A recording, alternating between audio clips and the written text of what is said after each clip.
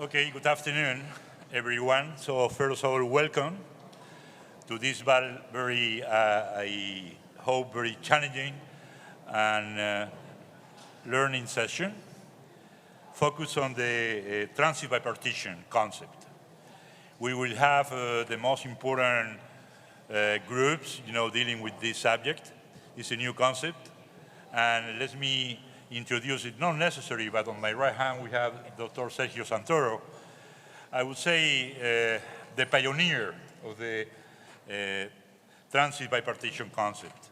The schedule of the session will be all the speakers will have their presentation after every talk. We have asked the discussion to give some comment on some question, and our priority is to be on time.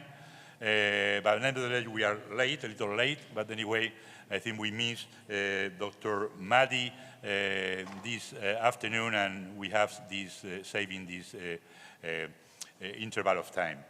So without any other waiting, let me introduce Dr. Santoro. He's an outstanding surgeon from Brazil, from Sao Paulo. As I mentioned before, I think he's probably, no, he's for sure, the pioneer of the transit bipartition concept. Sergio, you're going to deal with the topic, transit bipartition concept and physiology. Well, thank you very much, Antonio. It's really a pleasure and an honor to be here. Very fastly, I'm going to present you. I have to change the slides faster than this because my slides are fast. It's not moving. Oh, yeah. Well, if there is food just in the beginning of your duodenum, you must be still hungry. But at the ileum, you must be satisfied. In the beginning, you're absorbing fat. At the end, you are doing the clearance of triglycerides from your blood. In the beginning, you're still saving energy. Energy expenditure must be elevated at the end. In the beginning, you have intense gluconeogenesis that must be blocked in the ileum. And you have some insulinic resistance in the beginning because you don't have too much sugar in your blood. But here, you have to have insulin sensitivity. So as you see, there is an intense transformation, a metabolic transformation, a transition that must happen during the travel from the duodenum to the ileum. And these gut hormones are secreted like a ballet. They're just proportional to your meals, to what you ate, and to how much you ate. The absorption of these nutrients in the ileum provoke DL cells to produce GLP-1, PYY, and oxyntomodulin. But the reabsorption of bile in the ileum promotes the secretion of FGF19, which is an insulinic sensitizer. So the sum of these hormones, they give us insulin secretion, they may block gluconeogenesis, insulin sensitivity, beta cell trophism, clearance of triglycerides, reducing inflammation, blocking the gastric emptying, and increasing brown fat tissues, increasing energy expenditure, modifying food preferences, reducing hepatic steatosis, giving you satiety, reduced food intake, and weight loss. Everything that we need the most by this time. Well, in the beginning, our primitive diet is very little in free sugar, and very little sugar, and this sugar is encased in cellulose in the vegetal cell wall. So we don't have free sugar in primitive life. So in the beginning of our small bowel, there is still maintenance of glucagon and gluconeogenesis, and of course no satiety. These things happen later in distal parts of the gut. But how long is this way to the ileum? It depends on the diet. If you eat something that is very poor in calories and very full of cellulose, the ileum must be very far. But if you eat a rich diet with not much cellulose, the ileum comes closer. And this is valid all over the superior animals. It's valid for fish, but it's valid for all the superior animals with no exception, including primates. When they eat less cellulose, their stomach is smaller and the ileum is closer. And this have happened also to us. In the 2 million years that passed, we added meat, we added small animals in our diet, and this diet enrichment produced a significant diminution in the abdominal cavity, and this is very well proven. So nature simplifies the digestive system if food is richer and with less cellulose, and it brings the ileum closer. Of course, these metabolic responses are not occurring properly because we are becoming obese and insulinic resistant and everything else. And why? Because our primitive diet that was very slow to digest and to absorb was changed by absolutely great amounts of free sugars and free fats. So we think, and we published this 20 years ago, that this would cause an endocrine imbalancing, with a hyperactivity in the proximal gut and a hypoactivity in the ileal. So what we need in this metabolic changes is a faster metabolic transition. This is what we need. The sleeve is a fantastic procedure. It accelerates the gastric emptying, and it's a wonderful procedure, but it may not be potent enough for the bad cases, and it may worsen your GERD. The BIPARTITION tries to solve these two problems. It adds a lot of potence by immediate ileal stimulation. And it's not the malabsorption that does the magic. It's less proximal absorption and a more distal absorption, because it's absorption that gives us the hormones. We have been constructing this a little bit wider than now, with 280 to 300 centimeters from the ileocecal valve. We don't measure the proximal gut. We like to measure what is activated. And we're using extra long common channels now because we understood that it's very important to have bile in the ileum, because bile is responsible for absorption and secretion of FGF19. So extra long common channels add to this procedure. The protection against enterogastric reflux is just a short limb of 30 to 50 centimeters. And this would be simply a sleeve. But this is your sleeve with an ileal bridge to your normal ileum to provide you more of the ileal hormones that the pharmaceutical companies are pursuing so badly and that we need so badly. It can be done in one anastomosis. It has some issues about this that can be discussed, but it can be done in one anastomosis. We have been doing this anastomosis 35 to 40 millimeters wide. This is the point where we put our anastomosis. And the weight loss and comorbidity remissions are very similar to a DS.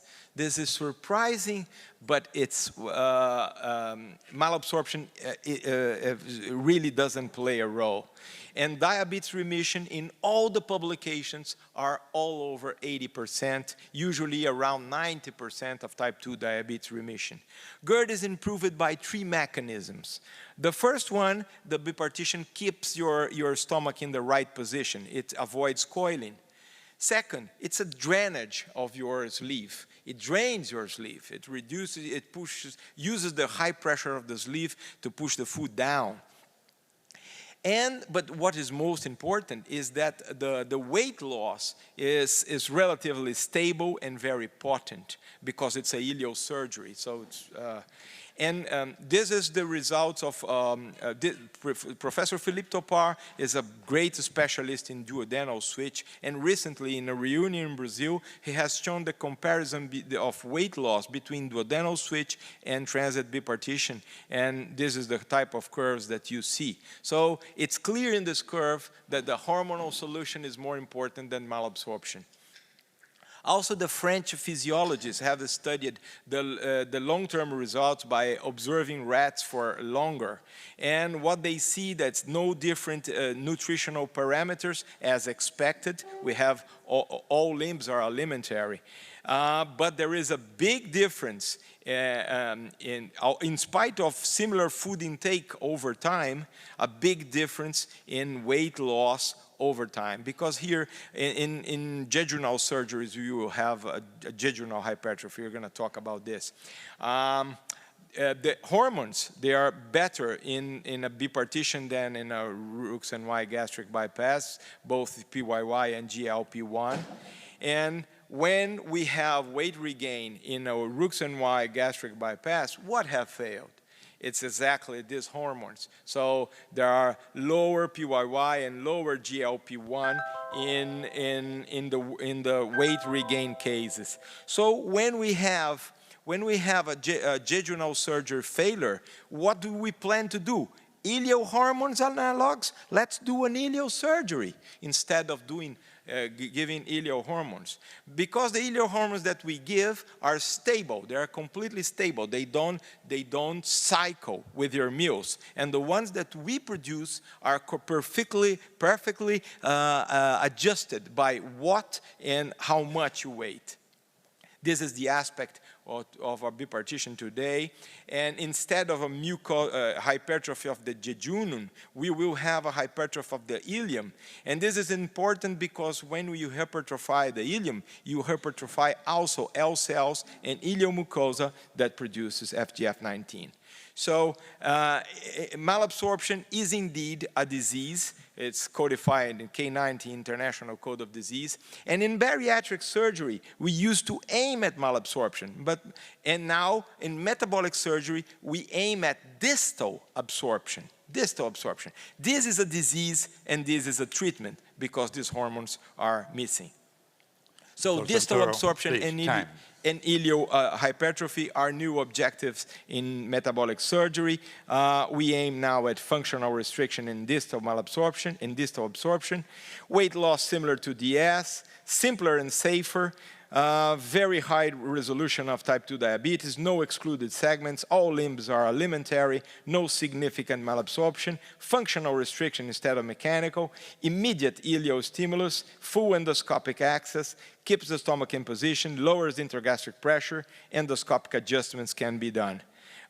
We think that since our goals changed so much, we cannot keep the same surgery. So is this still the gold standard? Probably the bipartition is the best complement for your sleeve and maybe the next gold standard. Thank you very much. Thank you very much, Sergio. Let me ask now Dr. Rui Ribeiro. Please, Rui Ribeiro, come here and discuss the talk of some micro, or come here, Rui. Go ahead. Short discussion. Okay. Thank you, Sergio, for your brilliant exposition again. It's a little bit running, but I suppose that people could understand all the potential that you are giving to us and to our brains. Indeed, I began this travel with transit bipartition years ago, and I'm feeling more satisfied now and more plenty of confidence about this surgery. Indeed, all the theories that he's saying and is fighting for that since 2001, and there was an evolution of the surgery that in the beginning was very malabsorptive because there was a short common channel. Now there is a long common channel, and the great effect that we found is that the weight loss is the same. So the operation didn't lose the potence, the power, but instead gained safety and less problems of malnutrition that are virtual nowadays. So all those explanations make sense. I recommend you to review this presentation and the concepts, and maybe this is a great contribution for the future of metabolic surgery, not bariatric. It's time for functional surgery, not restrictive or malabsorptive surgery. Okay. Thank you so much, Dr. Ribeiro. Let me ask the next speaker, Dr. Marco Raffaelli. He doesn't need any any presentation. He's a outstanding surgeon from Rome, from Italy. I'm going to talk about one of the hyperabsorptive procedure, going to be single anastomosis on ileal with the sleeve, the SADIS procedure. Dear Chairman, dear colleagues, it's quite hard to give a presentation on SADIS in front of Antonio, but I will try to do that.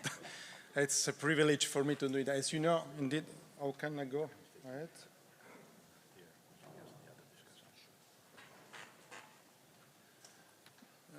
Oh no. Okay. This is my financial disclosure. This is my case mix disclosure. The group is, and this is my own, more than 2,000 procedures. Only a minority of them are hyperabsorptive procedures. As you know, the Madrid group proposed SADIS in 2006 in order to obtain the same results as duodenal switch operation by reducing the complication of the duodenal switch. And now you have in the video on the left like a timer for me, but sorry, I go. Non parte il video.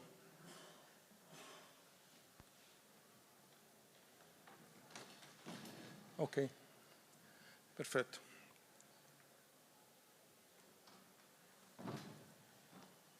So the objective of this operation were to have the preservation of pylorus with a stomach explorable, with an absorptive procedure with the known length of the common limb. There are some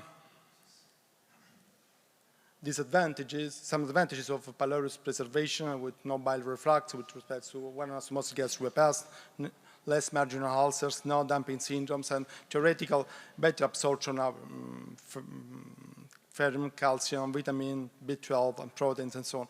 And there's no length of the alimentary limb and the common tract. The limitation are its complexity, because we have to dissect and section the duodenum, and the anastomosis that, in my opinion, should be performed manually. It is not reversible procedures because we have a gastric resection as a sleeve, and it's difficult in converting and to revise for malabsorption. There are still some controversies with regard to the gastric size of tubal sides. The larger, the better, at least in this operation. The common limb length, nowadays it seems that 300 centimeters from the ileocecal valve is the best.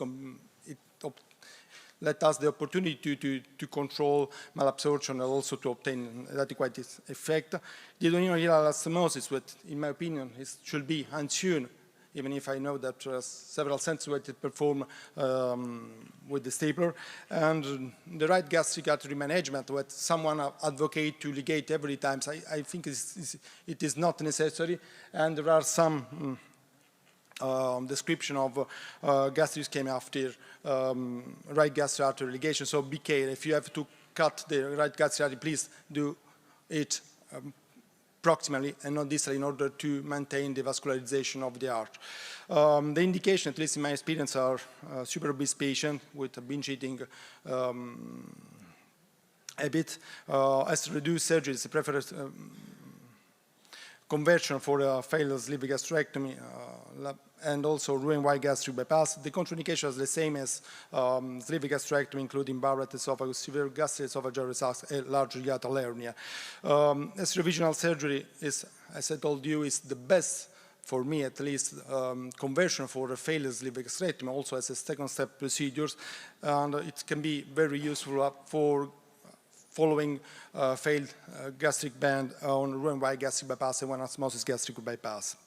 The results in terms of bariatric effect are outstanding. We have also the results at 10 years. The Madrid group did so. As you can see, it's around 80% at 10 years following the operation, with good results in terms of comorbidity resolution, especially for diabetes, with results very similar, very close to duodenal switch and the Scomindano procedures. The reason of that is similarly to biliopancreatic diversion, it restores insulin sensitivity, whilst the Roux-en-Y gastric bypass and sleeve gastrectomy acts on incretinic effect. The rate of complications is quite low, and they compare very well with other bariatric surgical procedures. And this is true in several experiences, also in Mainz, it was published. Most of the those who participated in this consensus see the SADI as an acceptable revisional bariatric surgery procedure, and I have to say that as a revision it works very well, even if we perform it for weight regain or for inadequate weight loss. More, I would like to underline that sometimes it's better to have a staged procedures, because at the beginning the combination of restriction and malabsorption may cause side effect, whilst when you go back after previous leave, the patient don't have at all any side effect. When compared as conversion to sleeve to anastomosis gastric bypass, it seems to achieve the same results, even better in terms of loss of weight, but with less complication rate. And this was also demonstrated in a paper I presented yesterday at this meeting, which was a multi-institutional series where we collected data from 3 high-volume centers, Rome, Milano, and Naples. And we found that with respect, we use a propensity score matching model, and we found that there is an increased rate of complication also after matching a late complication in one anastomosis gastric bypass with respect to SADI, where we didn't see any form of complication. Obviously, since these hyperabsorptive procedures, it should be follow up very strictly from a nutritional point of view. A patient should be adequately, selectively, and instructed before the operation that they have to take drugs all along their life, and should be followed up all along their life. But with this follow-up, the results on the short term and on the medium term, up to 4 years, are very good. No patient in our and in this Australian experience showed any form of malnutrition. What about the technique? You have seen a robotic approach. We can perform, obviously, most of them are performed laparoscopically, which is the best approach. There is no difference in terms of probably the robotic approach is able to reduce the learning curve for this operation, which is not so easy to perform. So, just to conclude, SADI is an effective and safe procedures. It is very important, the selection of the patient. It needs an aggressive nutritional follow-up. It is excellent for revision with the same effectiveness of the primary surgery, but less complication in stage procedures.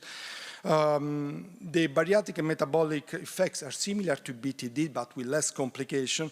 It could be technically demanding, but the president of this session, Antonio, made it easier than it seems.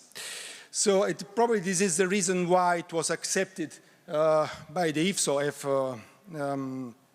the emerging procedure is already yes to stay there. And I thank you for your attention and for the privilege of having this talk. Very good. So let me ask Dr. Rui Ribeiro to come back to his place and to call to the podium Dr. Omar Ghanem from the Mayo Clinic from the US for make the discussion of this presentation. Dr. Ghanem, welcome. Your turn.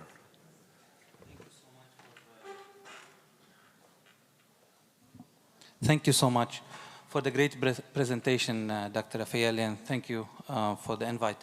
So I have 3 points. One, yes, SADI is a kind of novel procedure. We still consider it novel. We're talking about 15 years, but we have long-term data. I'm one of the very big proponents for SADI, so I consider whatever I'm saying is a bit biased because truly I love the surgery.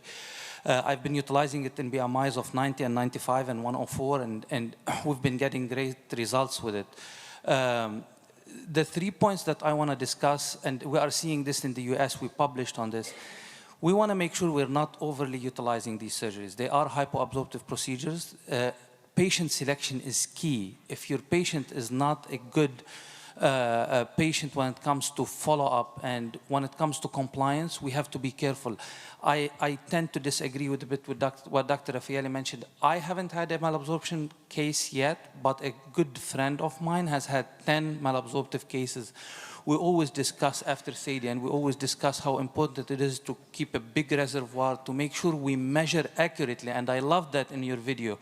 Unfortunately, the robot does not allow us to measure accurately. I do both robotic and laparoscopic, but I do say this laparoscopically because I can truly measure the bowel very accurately, and I loved seeing that in your video.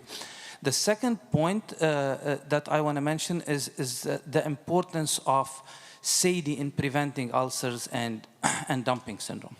And we just published on this 2 days ago. Out of 919 patients, we had 0.8% chance of dumping and 0.9% chance of ulcers after the duodenal switch and SADI combined. We've been doing this for the longest time. The duodenal switch was created to prevent dumping and ulcers, but there has been no publications on it. So the chance is pretty low, but this is again the importance of research to support our hypothesis that these are low chances. The last thing I want to mention is about robotic and laparoscopic. Again, I say I do both. I can say one thing, again, the same conclusion you mentioned. Do not compare tools, compare techniques. If you are doing a good technique, it doesn't matter which tool you're using. They are completely the same. I do the same procedure. We can talk about more time and less neck pain, but I can tell you more finger pain afterwards in my robotic cases. So great presentation. These are my 3 points, and thank you. If I can make a comment on your last Sure. comment. Short comment. That's true that robotic and laparoscopy have the same results. Most of the procedures are performed laparoscopically. There is only one difference. With the robotic platform, we are able to perform more difficult cases. That means perform as primary surgery instead of one-step surgery instead of stage surgery. If this is good for the patient or not, I don't know. But probably sometimes there are patients who require only one operation. They don't need a second operation.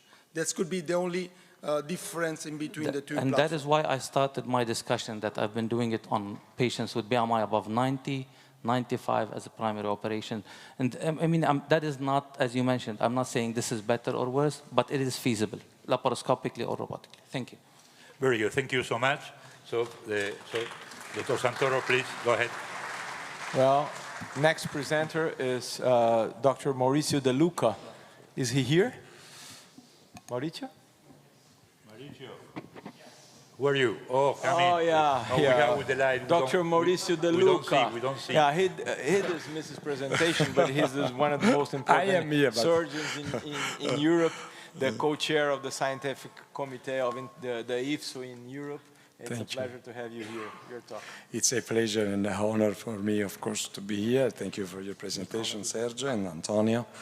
So I go quickly ahead because you know we have not too much time. I hope to have the right. Okay. I think it doesn't work. No, it's this one. This one. Okay, the green one. The green one. Yes. Chiedo scusa, sto premendo il tasto verde per andare avanti con le diapositive, ma... Can you run the slide, please? Technician, can you help us? Okay. On the other side. Okay. Come back. Okay. Grazie, sir. Thank you. Okay.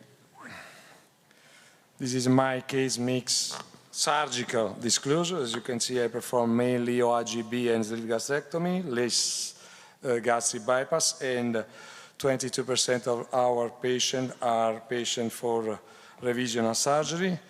We know the surgical characteristic of OAGB, and we know that it gives a restriction and moderate malabsorption, But what about the rationale of the SAGI, of the single anastomosis gastroileal? In OAGB, the technique of measurement involves the small bowel, the locality, the encephalate of the anastomosis. We know that if we do a measurement of biliopancreatic limb less 150, it's not necessary to measure the entire small bowel, while if you consider more than 150 centimeters, it's better to do the measurement of the entire small bowel. Of course, when I talked this operation, which is only a variant of OAGB, I talked illo-tempore with Nicola Scopinario and Jean Kimpens, so I am inspired to their operation. We know the standard BPD with this characteristic, and we know the BPDDS with this characteristic of 1988. Then, of course, I considered the advantages of SADIS, whom we talked in the previous presentation, and on this principle we started with this new operation that I repeat is only a variant of the OAGB. It's a non-obstructive gastric tube, gastroileal anastomosis, 215 more than 300 from the ileocecal valve. It's a malabsorptive, hypoabsorptive procedure. Why do we think this operation? Because we have fear of the duodeno-ileal anastomosis. Best indication for this operation, in case of insufficient weight loss or weight regain after gastric bending, sleeve gastrectomy or OAGB, primary surgery in patients with short small bowel when we want to candidate them to OAGB. Gastroileal anastomosis is easier to do than duodeno-ileal anastomosis. Surgeons have fear to do the duodenal anastomosis, duodeno-ileal. The endoscopic laparoscopic management in case of a leak of hemorrhage of the gastroileal anastomosis could be easier. And then in case of short small bowel, is better to perform a SAGI than a classical OAGB, of course. Then we know that the anastomosis is tension-free, so it's particularly indicated in case of massive left liver lobe hypertrophy. Then we do not perform the second anastomosis of Roux-en-Y gastric bypass with advantages of this.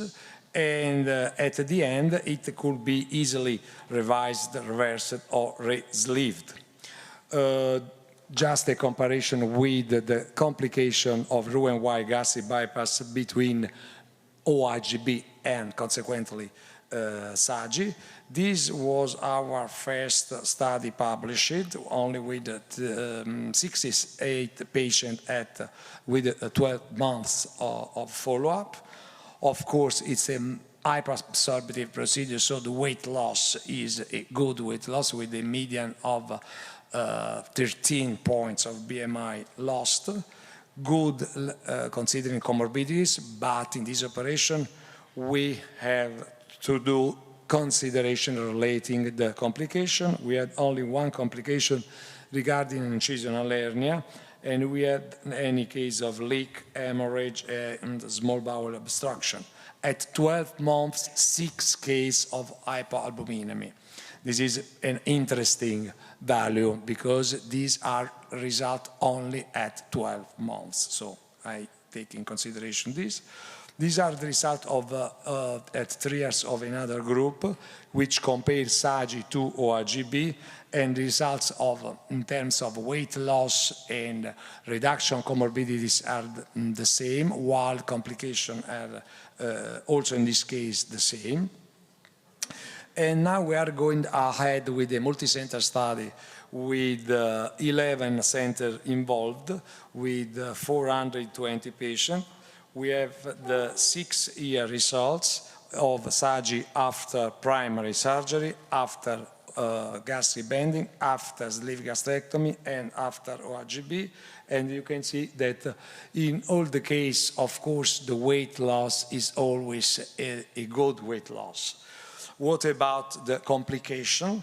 0 mortality, 8 cases of reoperation for this region, and this is a point that, of course, I don't like, but I can expect this with this kind of operation. In conclusion, SAGI is a variant of the OAGB, is a safe and easy malabsorptive procedure. It's a mixed, of course, restricted and malabsorptive procedure. The indications are these one, I told you about them before. And in general, the measurement of the entire small bowel for patient candidate to OAGB can avoid severe hypoalbuminemia. Of course, we need to standardize the procedure. Thank you.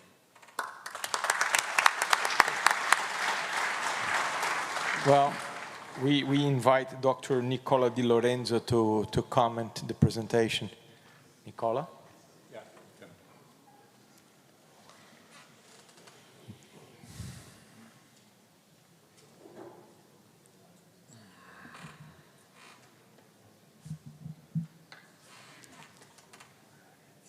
Thank you. It's nice to comment an operation which, as you saw, I was one of the authors of the first paper. So it's more than a comment. I would like to point out something which is probably the reason for the birth and growth of this procedure. We are all coming, I don't want to look too much old, but all coming from the studies of Nicola Scopinaro. And we know that the length of the bowel below the anastomosis is a tricky point, even if those who perform a lot of one anastomosis gastric bypass are convinced that this is not a big problem. But in fact, in literature and in real life, we saw that there are real cases of malabsorption, not hypoabsorption, as Antonio was correctly pointed out, and he always pushed for this new definition, which is the correct one. We don't want to use malabsorption, we want to have a hypoabsorption. When you go to malabsorption, it's a really tricky point and probably the most fearing complication in a long time of our surgery. So the reason why I was personally convinced that it was a good opportunity for redo surgery, in my personal opinion, was that we were in a sense standardizing the length of the bowel after the anastomosis. And it's probably the same trip that you did, Antonio, for SADIS through the time. I would like to give, so this is the reason why I don't have a comment on Maurizio's talk, because this is rather clear the reason why it's only a variant of one anastomosis. What I'd like to point out is that the bariatric environment is a little bit strange. We know that we do perform an operation which is functional. This is why we have many options for variant, but I will use a word of caution on proposing always new things without a sound base, and not commenting on any single operation we are seeing together. I don't want to say something in favor or against someone, but the scientific method is always the same. Since I will say Galileo, maybe I'm really old to mention this, but the story is always the same. The experimental part is important. It's important not to bring the patient on the table, and we see it, we have experience, not in this panel, not for this operation, but for others who disappeared because they were dangerous. They created a lot of problems. So a word of caution in this sense, to me, is important to be spent. Thank you. Thank you so much, Nicola. So thank you. Any other remark? No, that's fine, no? Okay. Yes, okay, I think so. okay.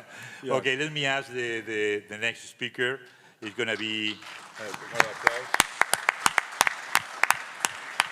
Dr. Matias Sepúlveda from Chile. He's going to talk us about a very interesting procedure. It's a gastrectomy jejunal bypass. And this paper will comment by Dr. Santoro later on. So, Matias, it's up to you. Your turn. Thank you, Antonio. Thank you, Sergio. Well, this is a very old procedure. I'm from Chile. And this was invented by a Chilean surgeon. So it's an honor for me to represent him. He was, these are my disclosures. And here in the middle is Dr. Munir Aramo. He was my mentor. I did a fellow with him. And I worked with him since 2005 until 2015, but we still collaborate doing research in this procedure that we find it very, very good. Dr. Alamo thought about this idea in 2002, making a sleeve. The sleeve gastrectomy was not popular at that time, so probably he thought about this at the same time. But he thought about the exclusion of jejunum. He said, jejunum is sick, and we have incretin, thanks to the work of Drucker, incretins in the ileum. So it was approved by the Scientific and Ethics Committee, and the first case was done in 2003. Now we know that L cells are more prevalent after 2 meters after the triads of angle. So this is very logic, and I think he did the same thought like Santoro.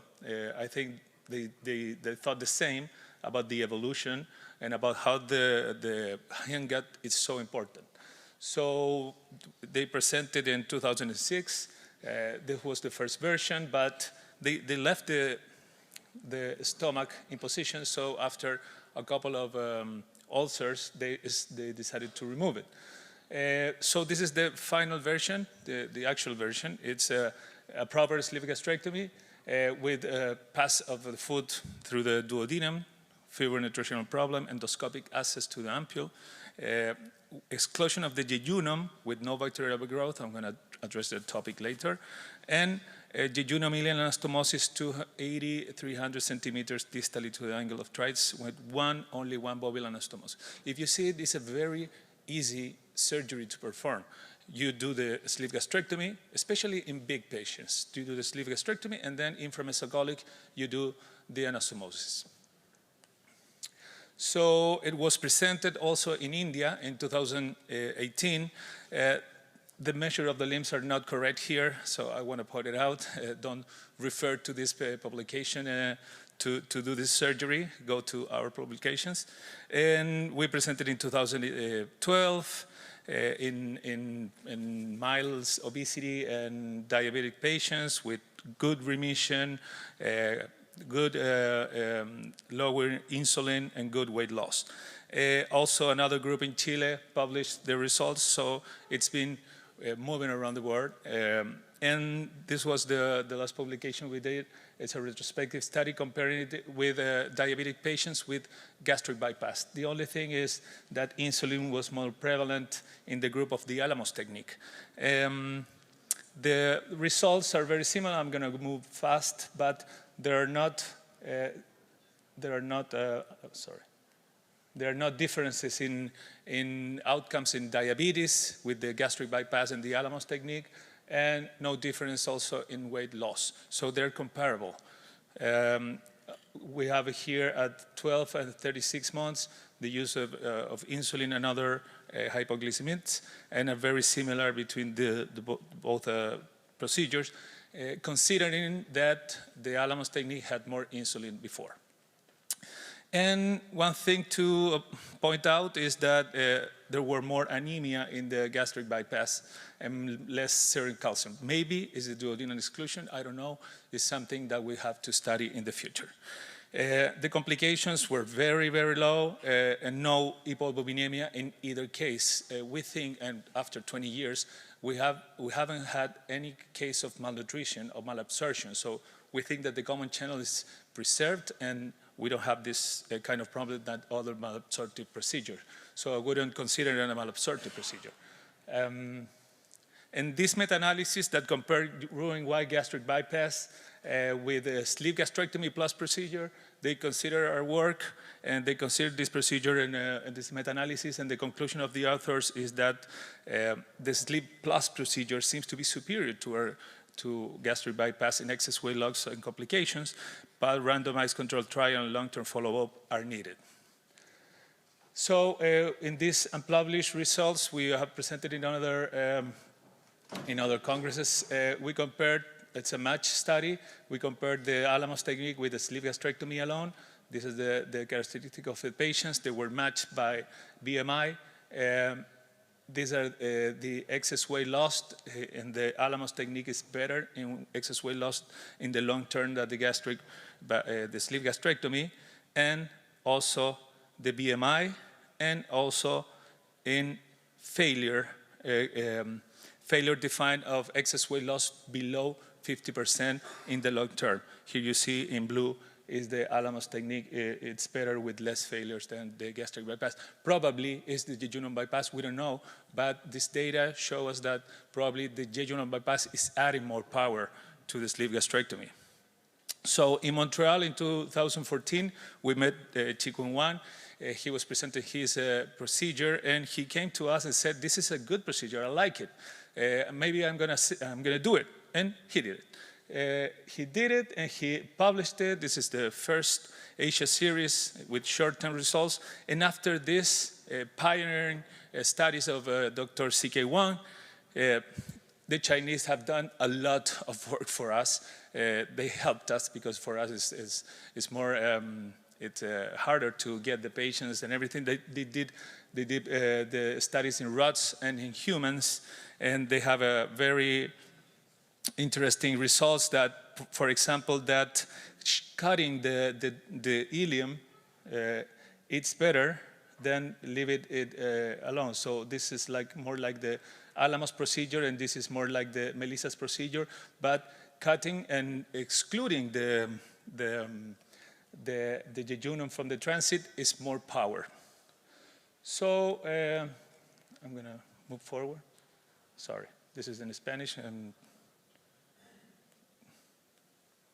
And in Dr. Wang in the obesity report in China, they showed that 6% of their procedures was sleeve gastrectomy plus, and of this sleeve gastrectomy plus, here, this is the Alamos technique. 73% of this procedure was the Chilean procedure. So we're very excited about it, and we hope that other people in the rest of the world can do the studies, and we share information to see if this is a good procedure to apply it around the world. So something to take care about, I'm sorry for the time, is that they compared it with the jejunal ileal bypass, saying that there was going to be a small intestinal bacterial overgrowth, SIBO. But you can see the anastomosis of the ileum was only 10 centimeters from the cecum. So we don't have that kind of problem. Actually, we studied this. We did a biopsy in patients with doing cholecystectomy, laparoscopic for other reasons. We took a sample and we put it under microscope. We did cultures and nothing. We found nothing of bacterial overgrowth in this defunctionalized limb. So I don't think these are the same. And finally, this is the liver of a patient with 14 years of this procedure. If she had SIBO, the liver would have or cirrhosis or fatty liver, and this is very healthy. She was operated of an internal hernia 14 years after. So where we put this procedure, I think I put it here next to the gastric bypass in efficacy and probably a little better in complications.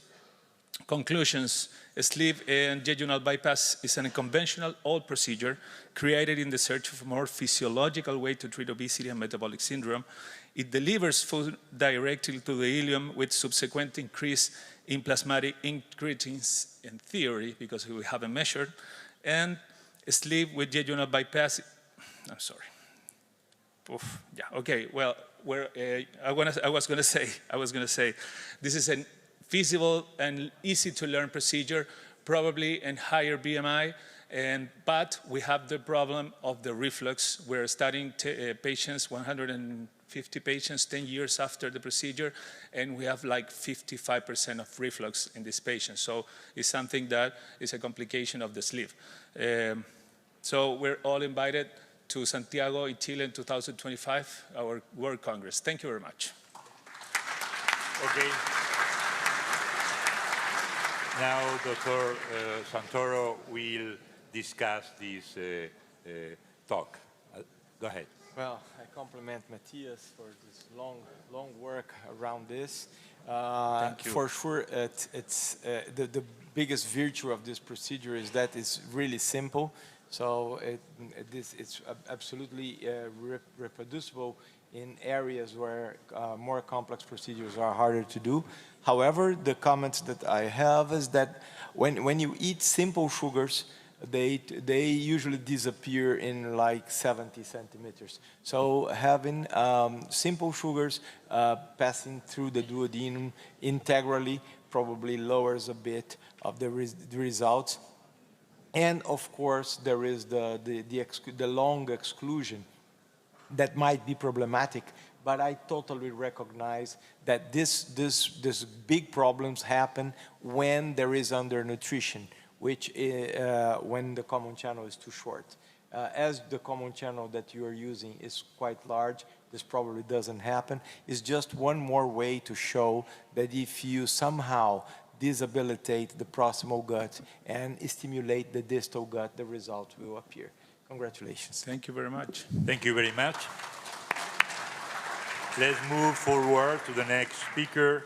I don't think, Dr. Michel Gagné needs any presentation, but anyway, he's here with us to talk about the magnetic duodenal bipartition. It's another thing cut in the air. So, Michel, your turn, please. Thank you very much, Mr. Chairman.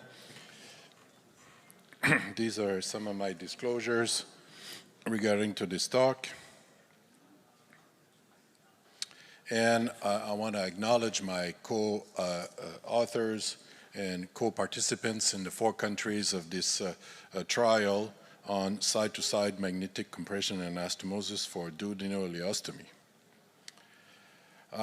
The concept started in 2008 when I was asked to do a session on magnets for SAGIS, or the World Congress of Endoscopic Surgery, and some of the participants here are some of the pioneers in magnetic surgery, like several from UCSF, Dr. Harrison, Cleveland Clinic, Dr. Neto, Chile, and as well Harvard.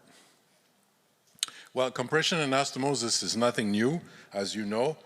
Murphy has started with the Murphy button in 1892, and it was extremely popular at the end of 19th century and the beginning of the 20th century. And if you go back to one, I don't know how to go back. Dr. Murphy in Chicago was doing live surgery, and this is his theater doing compression anastomosis, where the Mayo brothers would go by train and see live surgery with compression anastomosis. Now we have to go back to 1984 with the Valtrac. The Valtrac was used by Picard-Marceau in his duodenal switch. He was doing the duodenal anastomosis with Valtrac 21, all of them. So compression anastomosis in bariatric surgery, nothing new. And of course the NITI, NITI is nitinol device, compression for end-to-end colorectal anastomosis. And in 2008, we filed patents to do end-to-end anastomosis between the upper GI tract and lower GI tract with compression anastomosis and magnets. This led us in 2008 to the duodeno-ileal bipartition. This is the first animal work done in 2008, published in this entity, in which we did, with compression anastomosis, duodenal-ileal anastomosis, compared to controls in the animals, and 6 weeks later, using these linear magnets. This is the first generation of linear magnets. 6 weeks later, you have a nice microscopy anastomosis. Endoscopically is fantastic with the 2 loops of ileum and the natural duodenum appearing. You have 3 holes. Microscopically, it is well aligned between duodenum, mucosa, submucosa, and so forth, with very few inflammation if we compare this to sutured anastomosis or staples. The staples remain there in the anastomosis. So we started a clinical about less than 2 years ago with 3 groups, type 2 diabetes, body mass index 30-35, Previously, gastrectomy with weight regain after 12 months, or diabetes, and large patients that require to have sleeve plus magnetic anastomosis. It's a laparoscopic assisted procedure at the moment, not totally endoscopically.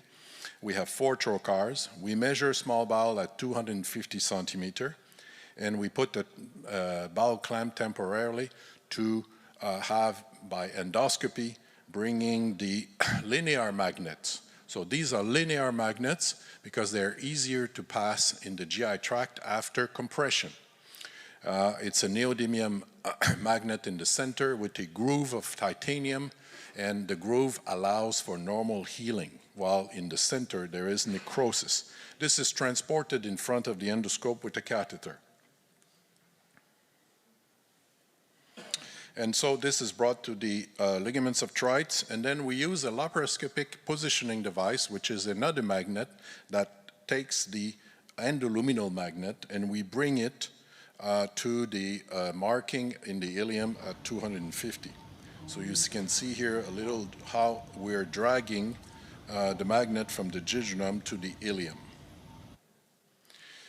Then when it's reached the 250, we bring this anticolic, antiduodenal, and then we bring the second magnet in post-pyloric area. So identical second magnet is brought, and the two are brought together. We then will close mesenteric defect. There's a collaboration between endoscopy and laparoscopy because this is happening at the same time. Then closure of the mesenteric defect, Peterson's on the left side with the running suture. Several weeks later, the necrosis happened, the patient is at home, and the 2 magnets passed in the distal small bowel and then through the colon by defecation. Usually this process takes 24 to 48 hours after the anastomosis has taken place. And you can see here that established a bipartition with flow in the main duodenum and flow in the new connection. Endoscopically, it makes an anastomosis that is posterior-inferior in the first duodenum junction of the second duodenum. This is different than the SADI because SADI is end to side. This is side to side, and therefore you can access the duodenum to do an ERCP for bile duct stones and bile duct problem. I will skip the video because I did the demonstration. Our first 5 cases were done with Dr. Abuladze's team in Tbilisi, Georgia. And you can see all the 5 patients had identical position of their duodenum magnets in the right upper quadrant. In relationship to the clips we've put at 250, this never moved. It never moved. There are no sutures that hold things together, just the magnets. The patient stand up and the magnet is holding the ileum against the duodenum. Then we went to Belgium with Dr. Kadier's team and performed another 10 cases. And you can see here the endoscopic aspect of this anastomosis, and as we go into the ileum in both sides by endoscopy to prove that these anastomoses remain patent over time. Then we went to Madrid with Professor Torres' team and Sanchez Pernote, and you can see one of his patients with also establishing patency with the 3 legs. I call this the 3 legs because there's the normal duodenum and there's the loop of ileum. So you have flow in 3 groups of small bowel. In Canada, we did this at the Westmount Square Surgical Center with my team, but we mainly did magnetic anastomosis after sleeve gastrectomy in this group. It is reversible because you can do 1 shot of the stapler and the anastomosis goes back to a regular sleeve. You can improve if you staple just below the anastomosis, you go to a full SADI, and this can be done, or to a full duodenal switch. So we've done 54 patients. You have to understand that the device is not approved, so we can only do limited series under IRB with the country acknowledgement from the health authorities. We've had publications, and I will go through that. This is the 24 patients who had sleeve plus duodenal anastomosis. We had 100% patency. And procedure time was up to 130 minutes. Median hospital stay was 3.5 days, but the average had been 6 days. 100% alignment of magnets, 100% passage. 48 days it takes to pass the magnets. We've had grade 1 and grade 2 events, adverse events, mainly 84%, so minor events, but 17% had grade 3. And out of those grade 3, there was serosal tear from pulling the bowel or measuring the bowel. So this is where some of the problems may occur, and you have to re-inspect your bowel. There was a small leak in the sleeve portion, the staple, that was required a double pigtail, and pelvic collections were drained through the vagina. In terms of weight loss, at 12 months, we had dramatic weight loss, going from a baseline of 121 kilo to 77 kilo. If you look at this in percentage of excess weight loss, it represents 80% excess weight loss at 12 months. And you can see here the body mass index, the total weight loss, and the excess weight loss. In terms of hemoglobin A1C, we had dramatic drop of hemoglobin A1C as well as normalization of glucose. If you look at those 9 subjects that had type 2 diabetes, and 8 are off any medicine from type 2 diabetes. Now, if we compare the sleeve gastrectomy plus with a magnetic anastomosis that was performed after sleeve gastrectomy, there's 19 patients. The operative time is only 67 minutes, hospital stay only 1.1 days, and the expulsion of magnet is faster. We don't know why, but it's 39 days. If we compare the sleeve plus magnet and the magnet alone after sleeve, the curve is not the same.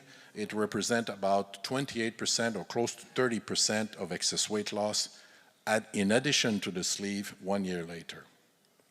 So in summary, this magnet anastomosis after sleeve is more recent and ongoing, but of the 24 subjects who had sleeve plus duodenal anastomosis, we've been able to perform patent anastomosis in 100%, passage of magnets in all the patients 100%, no bleeding, no leaks at the magnetic anastomosis, and no obstruction from the magnet's passage. So this is promising. Thank you very much. Thank you, Dr. Gagné. Let me ask Dr. Helmut Billy from California, from the US. Helmut, please come here, come up to the podium and discuss Dr. Gagné's presentation. Well, first, congratulations, Michel. I've been following this from a distance, and I think the important distinction between this approach to bipartition and on the other procedures we've seen is just how important it is to measure, and you've minimized that with this procedure. This operation is based on a number, 250, that we've all already agreed on from the work that Antonio did. So it's not a big change. We also are closing a mesenteric defect, which they may be important in the other bipartition procedures, which involve new measurements, new distances in a society that can't agree yet on even how to measure. So I think this has simplified something that we can compare to things we already do using the same numbers involved. And I think that's really important. If you look in the US, where we're the last country to start actually doing OAGB, we actually have a problem with the measurements because it's, are you doing 150? Are you doing 200? And no one is measuring the distal bowel. And so you have issues with, are you getting malabsorption? And so that's a poorly launched operation in the United States, where this one has the potential to be a very well done launch in the United States. And if you want to do a regular duodenal switch SADI procedure, you simply come and divide the bowel and you have all the same measurements. So I think this one looks very promising, simplified, and many surgeons will be able to master it. Okay, thank you so much. Thank you very much.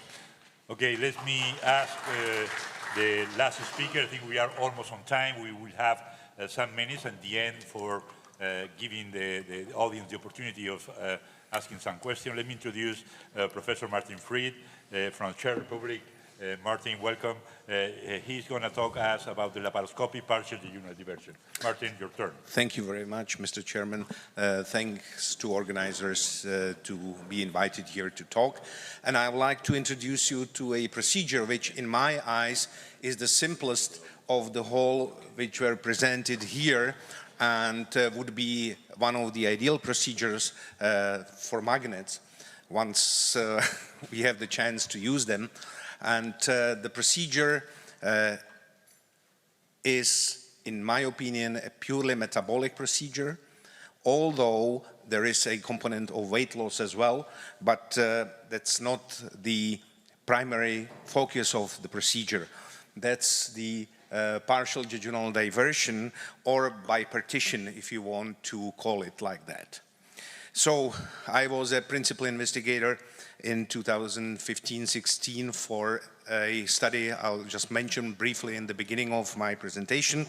There is my case mix here. And we know, and we have heard about the role of diversion of food and rearranging the anatomy of the small bowel here from many presenters, and I should skip that.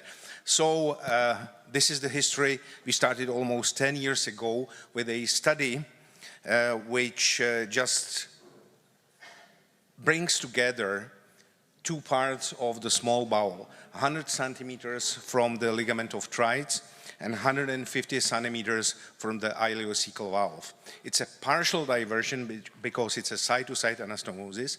We don't touch stomach, we don't do anything else apart from this anastomosis and, of course, mesenteric closure at the end of the procedure.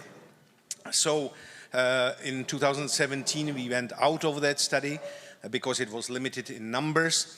And what was interesting is that the results were so impressive that a year later, we received an improvement from the health insurance companies to go ahead, and we get reimbursement for the procedure as a metabolic procedure. So till up now, we have about more than 100 patients, and so that's a partial diversion of nutrients, as I already said. And the goals of the study were to look at improved glycemic control, weight loss, which was approximately 10% anticipated, and the advantages are, of course, the anatomy preserving, as Michelle said here. It's easy to reverse, and it's easy to add any other procedure, really, if needed. It's technically, I hate to call that simple procedure, but it's technically a rather simple procedure. There is a quick recovery of the patients. We did not have a patient staying more than 48 hours after the procedure in the hospital. And interestingly, there is no big demands on change of dietary habits on the patients. We ask them simply to let's say, lower the amount of fat eaten in their diets, and we check them for the metabolic electrolytes and vitamins afterwards.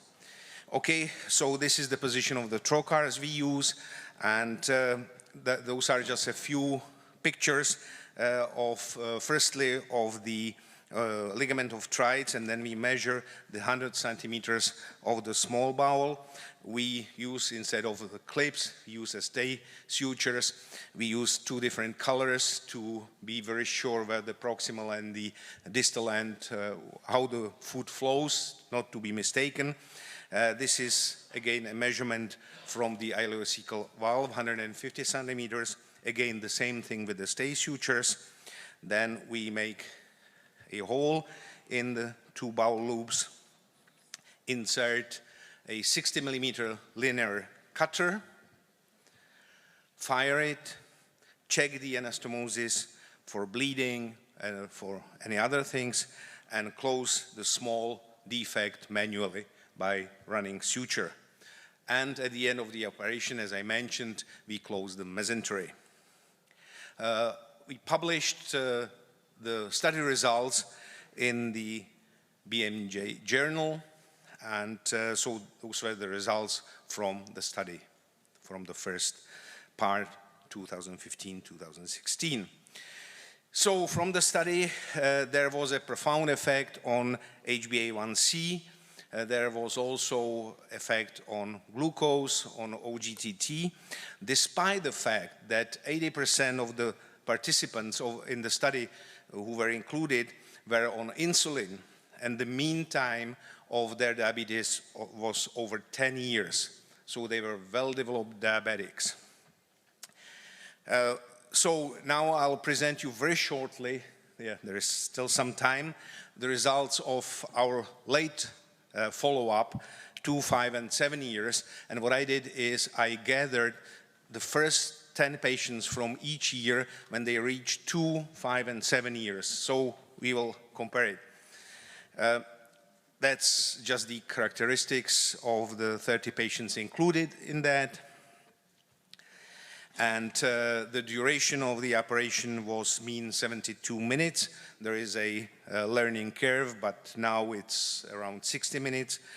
All the patients were discharged uneventfully, and the only complication the patients experienced was internal hernias. Despite that we closed the mesentery, that was the only complication, and in some patients diarrhea, but when they came for the follow-up, they admitted they took more fat than they were advised. Okay, the anastomosis is patent. This is a picture from 12 months after the procedure. It doesn't close. And here is the weight loss and BMI change, and you can see nicely that the BMI change lasts for 5 years. Then there is a curve going up again. However, even despite the fact that they regain some weight, the metabolic effects still last, because what we see is that the metabolic effects are immediate after the anastomosis is there. They are not weight loss dependent. Impact on OGTT, I already mentioned that. Hemoglobin, you can see that even after 5 years, there is still 45% decrease in HbA1c. And even after 7 years, there is still a decrease in that regards. Glycemia, again, very similar to what has been presented here. So, conclusions. It's a promising method, and we have almost, as I mentioned, 10-year experience for diabetic patients as a metabolic procedure and also with some weight loss effects. The patients love that they can adapt the diet very quickly after the procedure. The glycemic control is improved from day 1, and there is some clinically relevant weight loss as well. Lipid controls improved as well. So it's reversible. There is possible to add another procedures. It's meant in our hands so far for patients with poorly controlled type 2 diabetes, and the procedure does not impose any significant need for alterations in lifestyle. Thank you very much. I have 8 seconds over. Dr. Fried. Now Dr. Santoro will discuss this presentation, and afterward we will have some minutes for giving the audience the opportunity of asking some questions to the speakers, and of course we'll finish hopefully on time. Dr. Santoro, please go ahead. Well, I compliment Martin Fried for the work. I have basically 3 comments. 1 negative, 2 positives. The negative one is that there was a surgeon in Brazil called Lazarotto, and probably many of the Brazilians that are here have heard of his procedures. He had done like thousands of this exactly procedure, doing lateral anastomosis, although he used to do it open, and in some cases he used to put a ring to try to limit the thing. But the fact is that the results in these thousands of cases were very much unpredictable. We had some cases that the fluid was absolutely normal, they ignored the anastomosis, and some went all in the anastomosis and we had some obstructions. So probably probably all the Brazilians here have reversed one of the Lazarotto's procedure in the past. But the positive comments around this is that we see here a tendency, because in our society we are seeing now some people thinking that there is a sleeve and bypass, and if these two things fail, we should just go straight into the medications. But no, in this session here, we can see that ileal procedures in its many forms will have a place, an obvious place, because the ileum has an obvious part in the physiology of the thing. And also, the concept of bipartition appeared many times, because we see now bipartition as an alternative to exclusion, and this is something that has to be developed and studied, because indeed it's a new path in these metabolic procedures. Thank you so much, Dr. Fried. Yes, yeah. Thank you for your first negative comment. We don't have that experience, vast experience, as the Brazilians, of course, but what we did, it was a label food studies in the first 15 or 20 patients 1 year after. And what we saw was almost uniform distribution, 60 to 40% of the food going the old way and the new short way. So, well, I fully respect what you say, and once we will have 1,000 patients, maybe we'll... It's more than 1,000, probably around 8,000. But in Brazil, he used to do it open, and it was an open surgery, so the adhesions and everything involved, it's really different in the laparoscopic. Yeah, and did they staple the anastomosis as well? No, it was hands-on. No, hands-on, absolutely. Yeah, well, we have 60 millimeter. Yeah. Thank you so much, okay. Dr. Fried. Thank you. I think the lights up, please. Light up, please. Light on or light up. Could you put, technician, the light on of the room? Okay, I'm waiting. So we have exactly 6 minutes for all the audience. Please be free of standing up and asking the question to the speakers. Any comment, any doubt, please be free to do that. Yes, go ahead. Some micro, please. Micro here. Yeah, there's or right here. You can. Okay, perfect. You're here. Go ahead. Francesco please identify Papadia. yourself and ask any question to any of the speakers. Francesco Papadia from Genova, Italy. It's a general question to the panel. I have two concerns. How can you control the flow of the elements in the bowel? Because one thing is liquid, like gastrographin. One thing is solid. So we don't really have proof. Second one, I'm a little bit concerned over the long-term data, which is still not available. And if the numbers are, 8,000 cases is probably the total exception, but I would not like to end up with many thousand patients operated on just to discover after 10 or to 15 years that it was totally wrong. So a comment about that. Yeah, we are working on that. You are working and working on that. Do have an answer for the two questions. But we will see in the near future with most experience, more study regarding some technetium 99 study regarding, we will have to work on that and to walk on that. Yeah. Any other comment? And I just would like to add something here. There is a big gradient of pressure between the stomach and the distal parts. The pressure goes up from high. That's why food goes down. So when you have a gastric bipartition, food goes straight into the ileum until you fill it up, and then it goes to the But only in the sleeve. Only if you have a sleeve. Yes, because that's a high pressure. That's a high pressure tubule. If you have a complete stomach, no doubt. Not really sure about that. No doubt. In our case, I would say that the sleeve adds a lot to the bipartition. There is no doubt that we don't have the answer. That doesn't matter. We don't have the answer. You're just we don't have the answer. We'll have the answer in the near future, but you're not now. Go ahead, please. Identify yourself about this question. Thank you, Morales from Mexico. I wonder if any one of these bipartial procedures that you presented, that I'm very happy to see that. I've been working for a long time on that bipartial. If you have done these procedures on diabetics without overweight. I did that. Normal weight diabetics. Normal or low weight diabetics with good control. Or have you tried on type 1 diabetes? Yes, both. Type 1 diabetes? Type 1. In type 1 diabetes, we have to say something. When patients are type 1 diabetes, many times they start eat a lot and receive more and more insulin. Then they become insulin resistant and they develop double diabetes.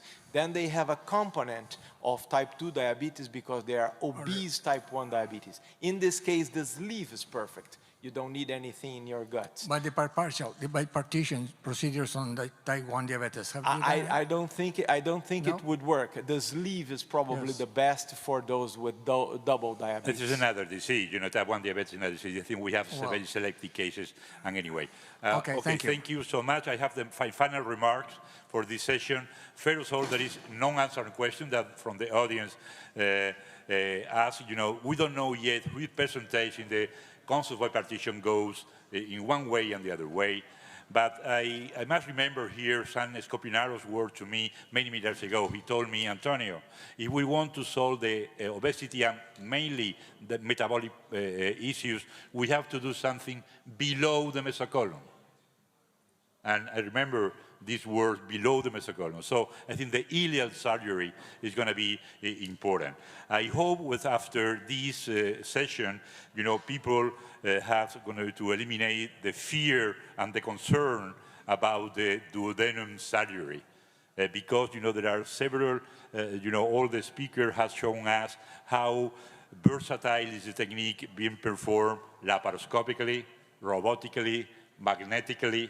I think we don't have so much fear, you know, in the future for doing this kind of duodenal approach. And I think, I hope, you know, everything have learned, at least as much as I learned today. And I would like to finish the session thanking, you know, the speaker for, you know, being, you know, just on time, and the discussion, again, for his great contribution, and of course, the audience for your kind attention. I think in Melbourne, probably next year, we will have most answer to this non-closed question. Thank you so much, and have a nice day.